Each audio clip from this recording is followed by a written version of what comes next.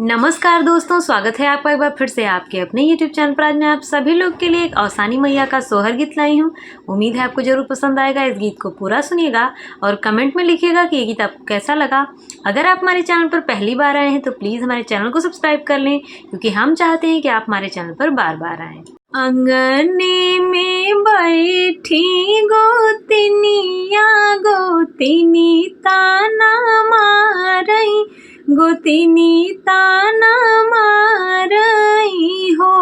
बहिनी हमारी दुआरी जीनी आऊ, ललन मोर खेलई नजर लगी जई हई हो।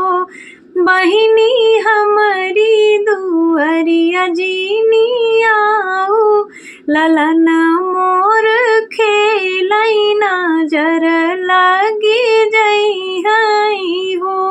सब सखी गोबरा मंगावई त अंगना लिपावई, अंगना लिपावई हो।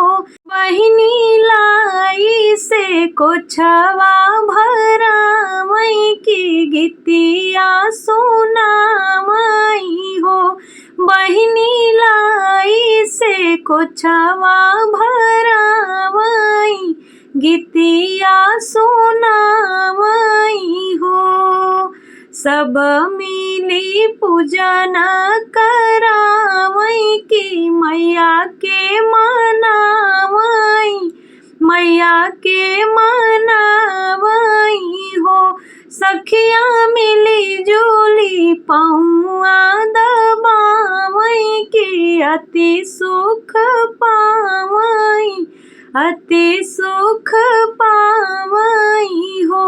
सखिया मिली जुली पौआ दबावई की अति सुख पावई, अति सुख पावई हो।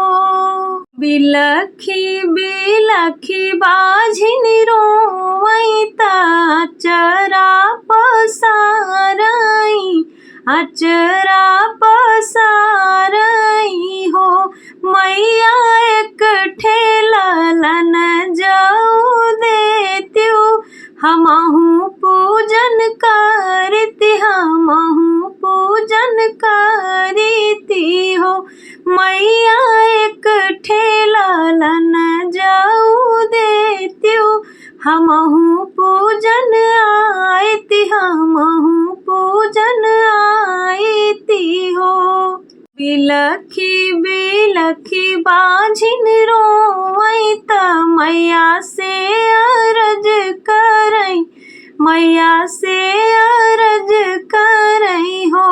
मैया लोग हमसे रहिया बेरावई, बाझिनी गोहरावई, बाझिनी गोहरावई हो। मैया लोग हमसे रहिया बेरावई, बाझिनी गोहरावई हो। चुप रह बेटी चुप रह, मनवा में धीर धर, मनवा में धीर धर हो। बेटी मान तू बतिया हमार, ललन तोहरे होई हई हो, रिल तोहरे होई हई हो। बिटिया मान तू बतिया हमार, ललन तोहरे होई हई हो, रिल तोहरे होई हई हो।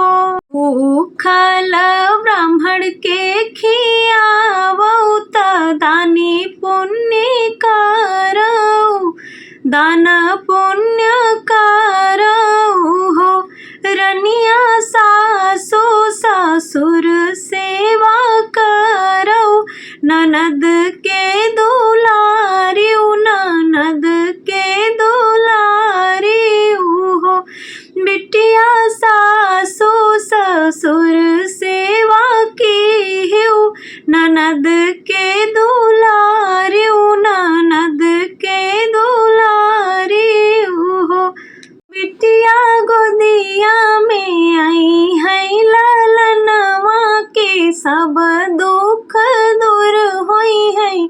सब दुख दूर होई है हो, बिटिया गोदिया में आई है ललनवा की, सब दुख दूर होई है, सब दुख दूर होई है हो। उम्मीद है यह सोहर गीत आपको जरूर अच्छा लगा होगा। अगर अच्छा लगा हो तो कमेंट में लिखिए। चैनल पर पहली बार आए हैं तो प्लीज़ हमारे चैनल को सब्सक्राइब करिए, प्लीज़ हमें सपोर्ट करिए। धन्यवाद।